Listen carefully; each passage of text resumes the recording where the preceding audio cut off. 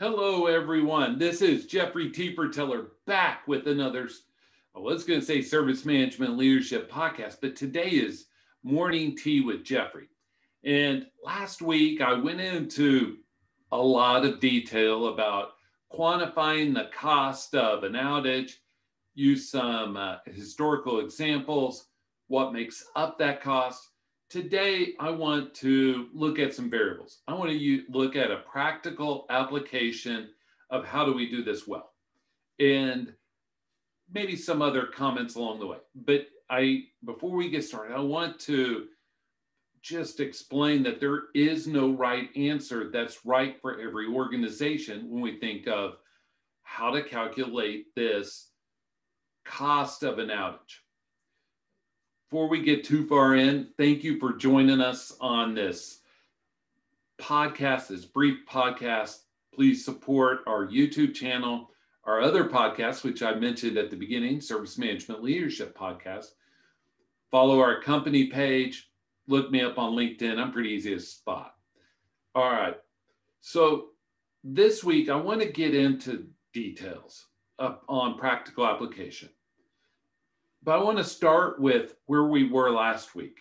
Last week, I looked at an example of how my cable provider did me a lot of harm and then offered me $6 for it because that's a credit and they do credits based upon days of service. Hopefully you watched that and it makes sense. But I want to take that a step further this week. I've been thinking a lot about it. So consider why customers are using your service. Why do they use you? Why do they use your product, your service? First of all, it's different for everyone. And the answer is almost always because it helps us magnify our outcomes, right? I used the cable so I could get all this work done through the internet. Seems reasonable. But second, when you calculate the cost of an outage, you have to calculate the cost, the impact to your customer, right? You cannot say, well, here's your credits.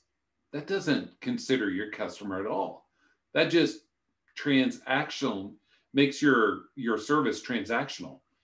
And so why is there no one set of rules, mechanism, whatever word you want to use, that quantifies this? Let's look at a few factors.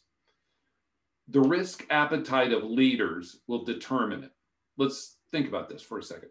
You may have a leader that does not care, that says, last week I used the Facebook example. They were out for a few hours and it cost them a few $1 million. All right. Facebook may say, for the amount that it would cost us to invest and have a superior product that would not have these issues, we'd rather just take our chances. There are organizations that do that, and that's fine. But then there are others that say, as a leader, they say, if we invest X and we can do this slowly and we can do this iteratively and we can do this well, it saves us from that big pain. Because most leaders are risk averse and they don't like surprises that are expensive. I guess none of us do, right? None of us like being at work and getting a call from some repairman and saying it'll be thousands of dollars, euros, whatever currency. No one likes those big surprises.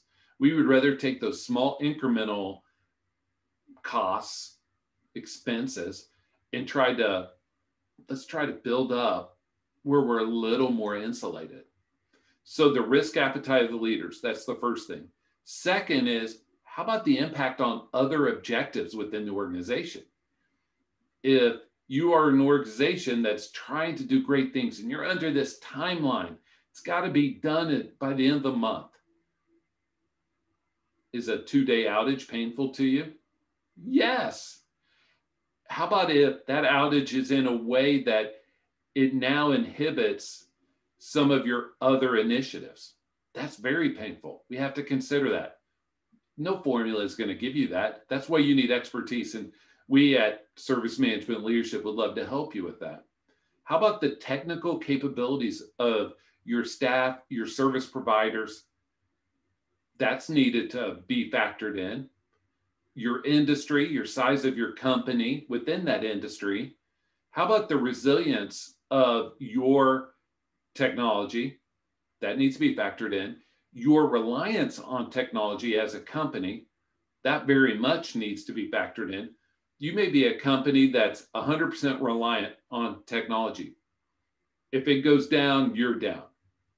Well, maybe you need to have some redundancy and invest in good practices to be able to increase your uptime, right? But this list goes on and on. And anyone that says, here's all you do, you calculate, put this spreadsheet, calculate X, Y, Z, and here's your number, it'll pop out. Just from having this discussion, you can feel that there's no way that happens, right? And last week we talked about the concept of credits. And I mentioned it just a couple minutes ago. But when it reduces your value, the value that your services provide, that your customers now take and they use that as a magnifier, as an enabler, as an accelerator.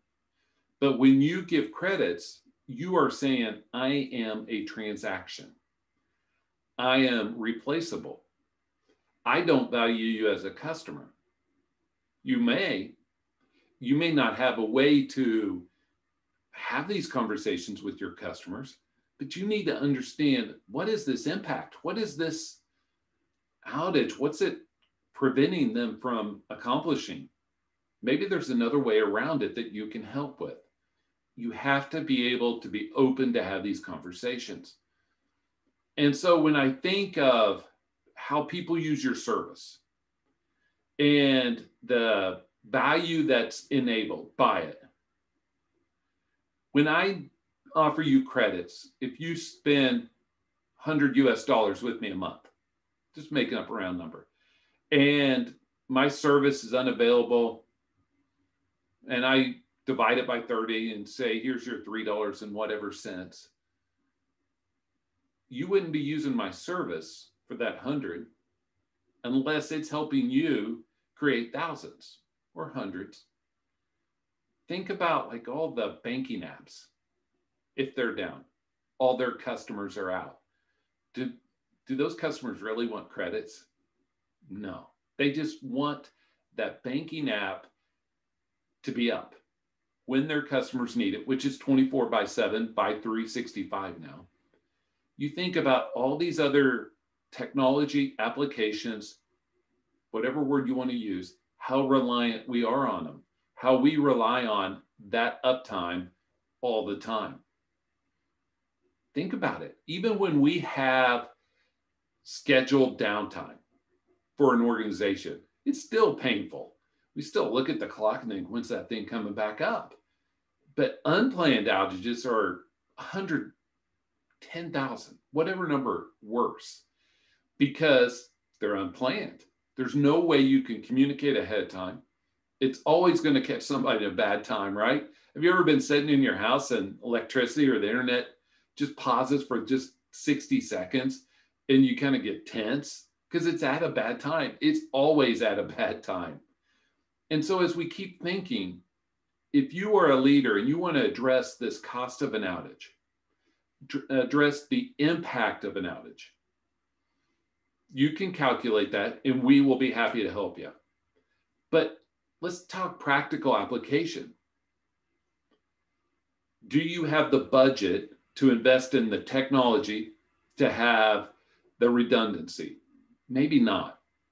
So how do you address it now? Let me give just a few examples of how you can do it. And once again, we at Service Management Leadership would love to help you. You can do three things to lower the chance of an outage and the impact of an outage. And impact, I also mean duration with that. You can quantify the cost of an outage, socialize that among your peers as a leader to gain adoption for whatever initiatives you want to bolster this.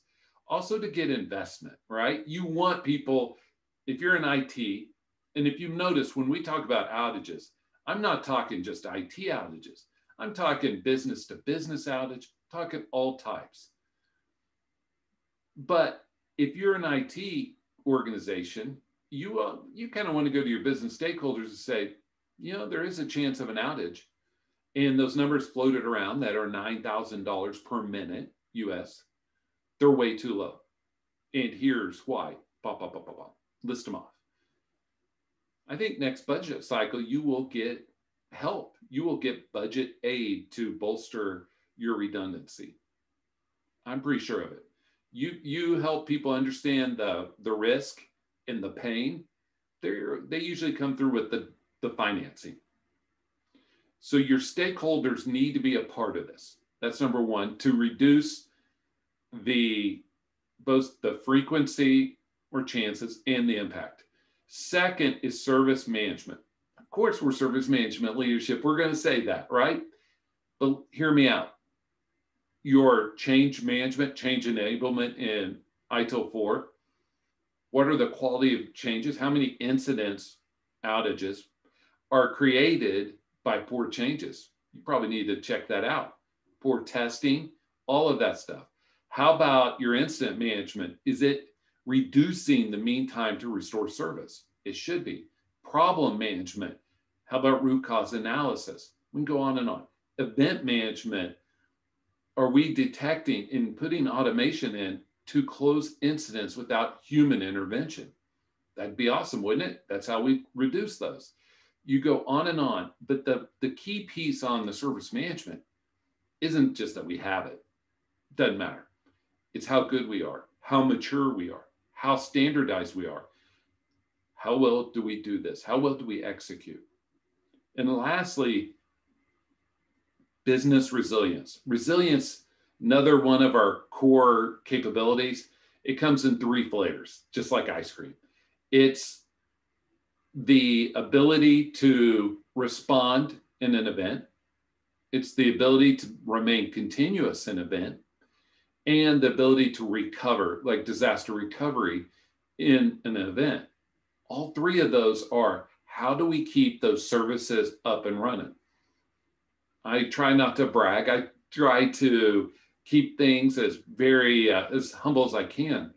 But our customers for business continuity services had no impact during COVID. They were able to transition to work from home, no problem. And I'm confident we can help you in that area as well. COVID may be the biggest thing in our lifetimes, and these customers were well prepared. And so all of these 3 things, quantifying the cost, service management, and business resilience, they all impact the quality of your services, even the cost of your services, because we want those declining as the quality rises, but also it helps us communicate with our stakeholders that rely on our services.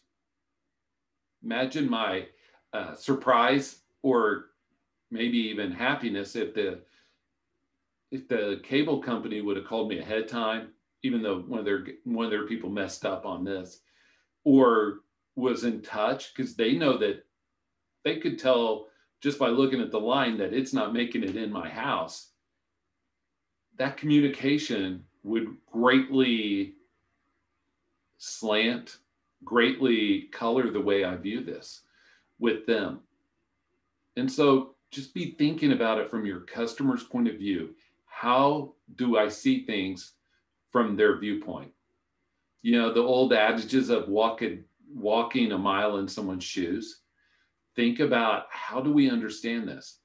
And so there's some layers underneath this, right? If your organization isn't doing customer satisfaction in some mechanism, maybe it's a good time to start. Maybe if we're not capturing what's important to our business customers, it's a good time to start, because you may say, hey, I can help insulate you from outages. And they say, I don't care about these outages near as much as I do about these.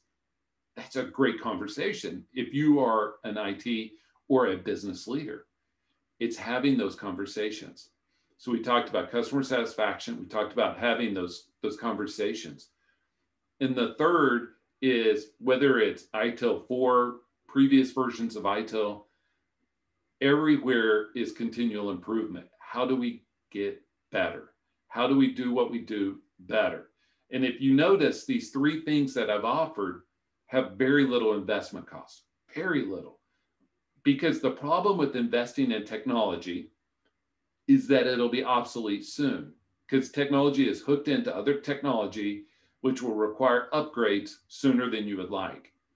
But by investing in your service management organization, your business continuity organization, and understanding the cost of that outage, it'll better prepare you.